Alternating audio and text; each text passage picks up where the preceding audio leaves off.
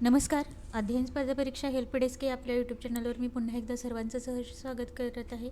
आजच्या या लेक्चरमध्ये आपण बालमानसशास्त्राशी संबंधित जे महत्त्वाचे मुद्दे आणि जे विचारले जातात पेपरमध्ये असे काही मुद्दे पाहणार आहोत.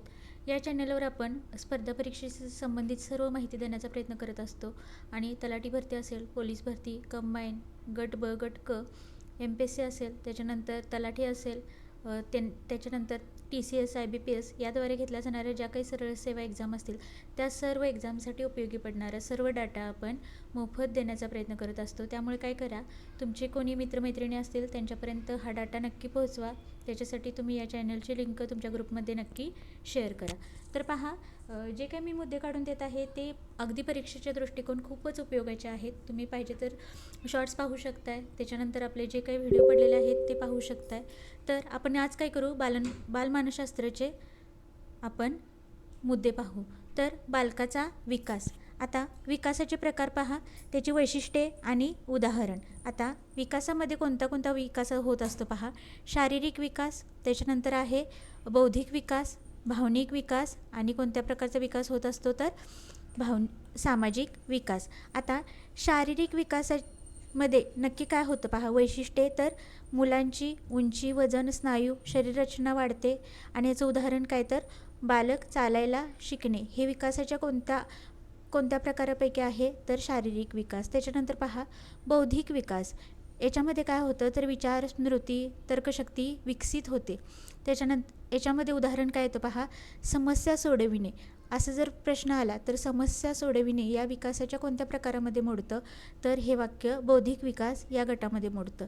त्याच्यानंतर पहा भावनिक विकास. राग, भीती, आनंद अशा भावना नियंत्रित होतात. हा झाला भावनिक विकास. उदाहरण काय सांगता येईल, बालक रडणे थांबवतो. हे कोणत्या विकासाचं उदाहरण आहे तर भावनिक विकास. त्याच्यानंतर पहा सामाजिक विकास. इतरांशी संबंध विकसित होतात आणि उदाहरण काय देता येईल तर खेळामध्ये सहभाग. विद्यार्थी किंवा बालक खेळामध्ये सहभाग नोंदवत आहे, हे कोणत्या विकासाचं प्रतीक आहे तर किंवा कोणत्या विकासाचा प्रकार आहे, सामाजिक विकास. आता नैतिक विकासामध्ये काय होतं पहा, तर चांगले वाईट याची जाणीव होते. आता याचं उदाहरण सांगता येईल, खोटे बोलल्यावर अपराधभाव वाटणे. बालकाला किंवा विद्यार्थ्याला खोटे बोलल्यानंतर अपराधी असल्यासारखं वाटणं हा विकासाच्या कोणत्या प्रकारात मोडते, हे उदाहरण तर नैतिक विकास. आता त्याच्यानंतर पहा विकासाची काही वैशिष्ट्ये आहेत. तर काय आहेत विकासाची वैशिष्ट्ये तर पहा, विकास कसा असतो तर क्रमिक असतो. त्याच्यानंतर तो कसा असतो, सातत्यपूर्ण होत असतो. विकास कसा आहे तर व्यक्तिनिष्ठ असतो, म्हणजे व्यक्तिपरत्वे भिन्न असू शकतो. त्याच्यानंतर विकासात वारसा आणि पर्यावरण दोन्ही प्रभाव टाकत असतात. गर्भावस्था ते प्रौढत्वापर्यंत विकास चालू असतो, म्हणजे मूल जन्माच्या आधीपासून ते मरेपर्यंत विकास हा काय होत असतो, सुरूच असतो. आता प्रमुख मानसशास्त्रज्ञ व सिद्धांत, ह्याच्यावर हा डाटा खूप महत्त्वाचा आहे पहा, आणि याच्यावर प्रश्न येतातच. आणि बालमानसशास्त्राला पेपर 1 आणि पेपर 2 असं जर तुम्ही काउंट केलं तर 60 मार्काला, त्या 60 मार्काच्या पेपरमध्ये हे जे मानसशास्त्रज्ञ आहेत त्यांचे सिद्धांत आहेत आणि त्यांच्या मुख्य कल्पना, याच्यावर प्रश्न तुम्हाला पाहायला मिळतातच. तर पहा, मग पहिलं आहेत जीन पियाजे. आता ह्यांनी कोणता सिद्धांत सांगितला तर संज्ञानात्मक विकास, त्यालाच कॉग्नेटिव्ह डेव्हलपमेंट असंही म्हटलं जातं. आणि याची मुख्य कल्पना काय आहे तर बालक ज्ञान स्वतः तयार करतो किंवा स्वतः ग्रहण करतो. हे कुणी सांगितलेलं आहे तर जीन पियाजे. यांची संकल्पना कोणती, संज्ञानात्मक विकास. त्याच्यानंतरचे पुढचे मानसशास्त्रज्ञ आहेत लेव वॅगोत्स्की. यांचं सिद्धांताचं नाव काय आहे पहा, सामाजिक सांस्कृतिक सिद्धांत.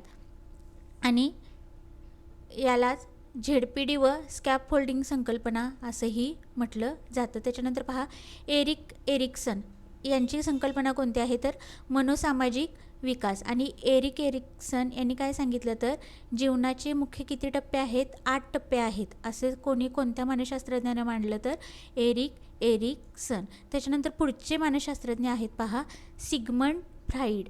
यांनी कोणता विकास मांडला किंवा त्यांच्या सिद्धांताचं नाव काय तर मनोदैहिक विकास. त्यालाच काय म्हटलं जातं तर सायकोसेक्स्युअल थेअरी. आणि याची मुख्य कल्पना काय आहे, ID म्हणजे मीपणा असेल किंवा स्वला जास्त महत्त्व, इगो असेल, सुपर इगो असेल, ह्या संकल्पना कोणाशी संबंधित आहेत तर सिग्मंड फ्राईड यांनी मांडलेल्या मनोदैहिक विकास याच्याशी संबंधित आहेत. पुढचे मानसशास्त्रज्ञ आहेत पहा कोहलबर्ग. आता कोहलबर्ग यांनी कोणता विकास मांडला तर नैतिक विकास हा सिद्धांत मांडला आणि याचे प्री कन्व्हेन्शनल पोस्ट कन्व्हेन्शनल पातळी ही या सिद्धांताची मुख्य कल्पना आहे. कोहलबर्ग यांनी कोणता सिद्धांत मांडला तर नैतिक विकास. त्याच्यानंतर पहा हावर्ड गार्डनर यांनी कोणता सिद्धांत मांडला तर बहुविध बुद्धिमत्ता सिद्धांत. हावर्ड गार्डनर यांचा सिद्धांत कोणता आहे तर बहुविध बुद्धिमत्ता सिद्धांत. आणि यांनी काय सांगितलं तर पहा तर 8 प्रकारच्या बुद्धिमत्ता असतात हे सांगितलं. त्याच्यानंतर पुढचे आहे थॉर्नडाईक. आता थॉर्नडाईक यांनी काय मांडलं तर प्रयत्न आणि त्रुटीचा नियम मांडलेला आहे. प्रयत्न आणि त्रुटीचा नियम कोणी मांडला अशा पद्धतीचा प्रश्न आला तर उत्तर येईल थॉर्नडाईक. आणि याच्यामध्ये त्यांनी काय मांडलं तर शिकणे अनुभवावर आधारित असते अशी संकल्पना कोणी मांडली थॉर्नडाईक यांनी. त्याच्यानंतर पहा पुढचे आहेत स्किनर. आता स्किनर यांनी कोणता सिद्धांत मांडला तर प्रचालन अनुबंध म्हणजेच ऑपरंट कंडिशनिंग. आणि याची मुख्य कल्पना काय आहे किंवा याचा गाभा काय आहे तर बक्षीस व शिक्षा यावर शिकणे.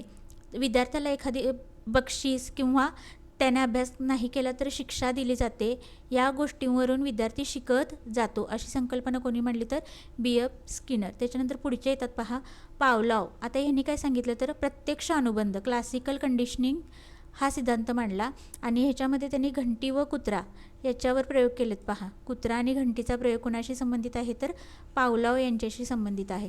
त्याच्यानंतर पुढचे मानसशास्त्रज्ञ आहेत ब्रुनर. आणि ब्रुनरनी कोणता सिद्धांत मांडला आहे पहा शोधात्मक शिक्षण डिस्कवरी लर्निंग ही कन्सेप्ट कोणाची आहे तर ब्रुनर यांची आहे. आणि बालक स्वतः शिकते असं त्यांनी मांडलेलं आहे त्या सिद्धांतामध्ये. ब्रुनर यांनी काय सांगितलं बालक स्वतः शिकते.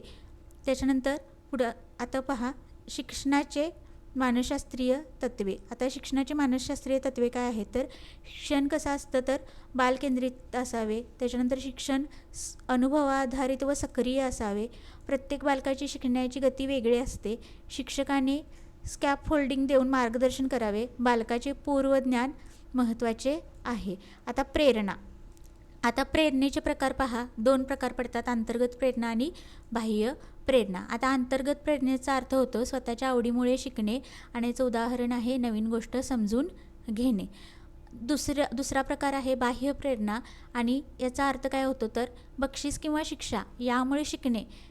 हे कोणत्या गटात मोडतं तर बाह्य प्रेरणा. आणि याचं उदाहरण आहे पहा तर जास्त गुण मिळवण्यासाठी किंवा आपल्याला एखादं बक्षीस मिळेल म्हणून मुलांच्याकडून अभ्यास करून घेणे. त्याच्यानंतर मॉस्लोच्या गरजांच्या पिरॅमिडनुसार शारीरिक सुरक्षितता, सामाजिक आणि आत्मसन्मान आणि आत्मसिद्धी हे काय आहेत तर ही रचना आहे पहा शारीरिक सुरक्षितता, सामाजिक आत्मसन्मान आणि आत्मसिद्धी हे कशानुसार आहे तर मॉस्लोच्या गरजांच्या पिरॅमिडनुसार. आता पुढे शिकण्याचे प्रकार पहा. शिकण्याचे प्रकार आता हे महत्त्वाचं आहे. अनुबंधावर आधारित शिकणे हे कोणी सांगितलं तर पावलॉव आणि स्किनर या मानसशास्त्रज्ञांनी सांगितलं अनुबंधावर आधारित शिकणे. आता निरीक्षणावर आधारित शिकणे हे कोणी मांडलं तर बांदुरा यांनी निरीक्षणावर आधारित शिकणे सांगितले. त्याच्यानंतर शोधात्मक शिकणे याच्यावर संशोधन कुणाचं आहे तर ब्रुनर यांचं आहे. समस्या सोडविणे याबद्दल माहिती कुणाकडून मिळते किंवा त्यांचं संशोधन कुणाचं आहे तर थॉर्नडाईक व पियाजे. त्याच्यानंतर पहा संज्ञानात्मक प्रक्रिया. आता ह्याच्यामध्ये संज्ञानात्मक प्रक्रियामध्ये ग्रहण असेल, स्मृती, चिंतन, कल्पना आणि निर्णय ह्या 5 टप्प्यांचा किंवा ह्या 5 प्रक्रिया संज्ञानात्मक प्रक्रिया यामध्ये मोडतात. त्याच्यानंतर स्मृती आणि विस्मरण. आता स्मृतीचे प्रकार पहा 3 आहेत. इंद्रिय स्मृती, अल्पकालीन स्मृती आणि दीर्घकालीन स्मृती. आता त्याच्यानंतर पहा आता विस्मरणाची कारणे काय आहेत तर लक्षाभाव, त्याच्यानंतर पुनरावृत्तीचा अभाव, त्याच्यानंतर नवीन शिकलेली माहिती जुनी होते त्यामुळे ती विस्मरणात जाते. त्याच्यानंतर बालकातील विशेषता. याच्यामध्ये बालकामध्ये काय काय विशेषता असतात पहा जिज्ञासू वृत्ती असते, अनुकरणशील स्वभाव असतो, खेळातून शिकण्याची प्रवृत्ती असते, आत्मसन्मानाची गरज असते आणि वैज्ञानिक फरक असतो. त्याच्यानंतर पुढचे महत्त्वाचे मुद्दे, तर आता गुणात्मक मूल्यांकन आणि आकृतिक मूल्यांकन. आता इथं पहा, गुणात्मक मूल्यांकनाचं वैशिष्ट्य काय आहे, तर हे कशावर आधारित असतं, तर निरीक्षणावर आधारित असतं. आणि याचं उदाहरण काय आहे, तर व्यवहार मूल्यांकन. त्याच्यानंतर आकृतिक मूल्यांकन, त्यालाच फॉर्मेटिव्ह इव्हॅल्युएशन म्हटलं जातं. हे कधी केलं जातं, तर शिकत असताना, बालक शिकत असतानाच केलं जातं. आणि याचं उदाहरण आहे सतत मूल्यांकन. त्याच्यानंतर पहा, सारांश मूल्यांकन, याला समेटिव्ह इव्हॅल्युएशन म्हटलं जातं. आणि हे कधी केलं जातं, तर शिक्षणानंतर केलं जातं. आणि हे सारांश मूल्यांकन कधी होतं, तर वार्षिक परीक्षेच्या वेळी होतं. आता याचे काही प्रश्न येतात कसे पहा, तर पियाजेच्या सिद्धांतात कॉन्क्रीट ऑपरेशनल स्टेज कोणत्या वयोगटात येते, तर ही स्टेज कोणत्या वयोगटात येते पहा, तर 7 ते 11 वर्षे.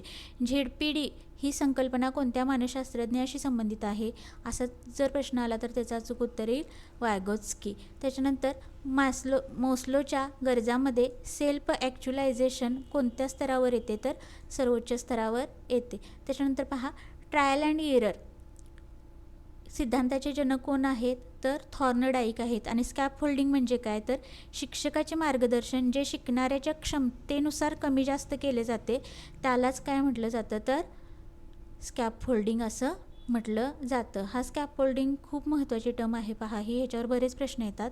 तर स्कॅफोल्डिंग म्हणजे काय, तर शिक्षकाचे मार्गदर्शन जे शिकणाऱ्याच्या क्षमतेनुसार कमी जास्त केले जाते, याला काय म्हटलं जातं, तर स्कॅफोल्डिंग असं म्हटलं जातं. तर आजच्या या लेक्चरमध्ये आपण काही महत्त्वाचे मुद्दे पाहिले मानसशास्त्राशी संबंधित. हे आपलं पहिलं लेक्चर होतं. जर चांगला प्रतिसाद मिळाला तर आणखीन मी व्हिडिओ बनवेन. तुम्ही नक्की कमेंटमध्ये सांगा, अशा टाईपचे लेक्चर तुम्हाला पाहायला आवडतील का. नाहीतर आता त्याच्यानंतर आपलं 9वी स्टेट बोर्डचं इतिहास विषयाचं मी पुस्तक पूर्ण कवर करेन, 9वी स्टेट बोर्ड इतिहास. ते लेक्चर अपलोड होईल. आणि तुम्हाला आणखीन कोणता डाटा आवश्यक आहे तर तुम्ही नक्की कमेंटमध्ये सांगा, त्याच्यानुसार मी लेक्चर देण्याचा प्रयत्न करते. चालेल, थांबूया मग आता. धन्यवाद.